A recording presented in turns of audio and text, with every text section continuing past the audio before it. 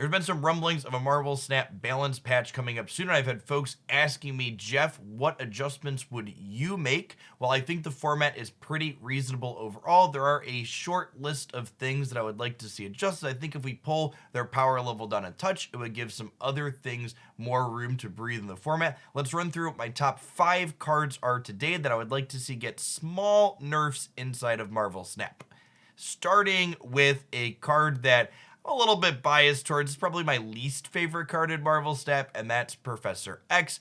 I think overall, I'd like to see Professor X's power brought down to just 1 or 2. It feels incredibly easy to take this card and cheese out a location for free on the 5th turn. It can also be kind of frustrating to have counterplay against, because the way you play against this card on turn 5 is you have to be +3 at every location, and that can be difficult to do for a lot of decks, meaning they often have to give one up for free, especially if there's a Daredevil in the mix as well. So I think we get a little bit more breathing room if we bring this card down a hair.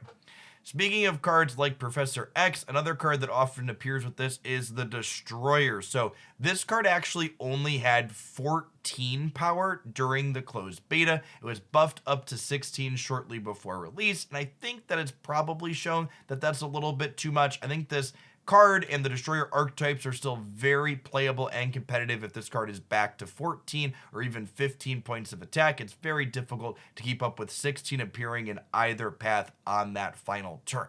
Speaking of cards that were buffed coming from the closed beta, Arrow is probably one of the best cards in Marvel Snap. It's become super prevalent as the format has matured a little bit, and this was a card that was buffed from having 6 points of attack up to 8 shortly before the global release. I think pulling this card back down to 6 or splitting the difference at 7 would probably be a good thing to do. This card is almost assuredly still playable with her powerful effect with that change.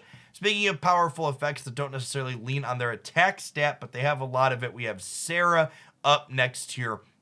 So many different, both disruptive as well as the miracle builds that flood the board with a ton of power play this card out. I think to keep this card intact, you need to keep probably its cost and its effect the same, meaning its attack stat is the one you bring down. Now, one slightly scary thing to think about if you adjust Sarah's attack stat is that if you bring her down to 3 or 4, she does technically get better inside the Mr. Negative shell, but I think that's just kind of one of those things you have to give, and if Mr. Negative becomes a problem when you adjust a card like this, you then revisit it after the fact. That's kind of always going to be a card in the format that is going to give balance strain. Finally, we have a card that I'm actually surprised hasn't been changed at any point since I started playing the closed beta. It is easily the best 2-drop in Marvel Snap, and that is Angela. Angela is almost always 7 attack or more for a 2-drop, which is just an absurd rate. Even the best other 2-drops in the game only have 5 points of stat, Mysterio and Lizard.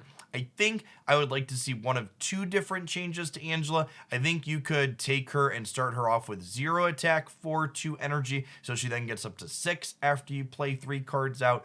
Or you could start her with 3 attack as a 2/3, and then only have her get +1 attack every time a card is played out at her path. Either of these changes still give her a higher ceiling than things like Mysterio and Lizard that trivially get 5, but they kind of pull that ceiling down a little bit, especially in combination with things like Nightcrawlers and others that really put Angela into overdrive and frequently see her hitting double digits worth of attack.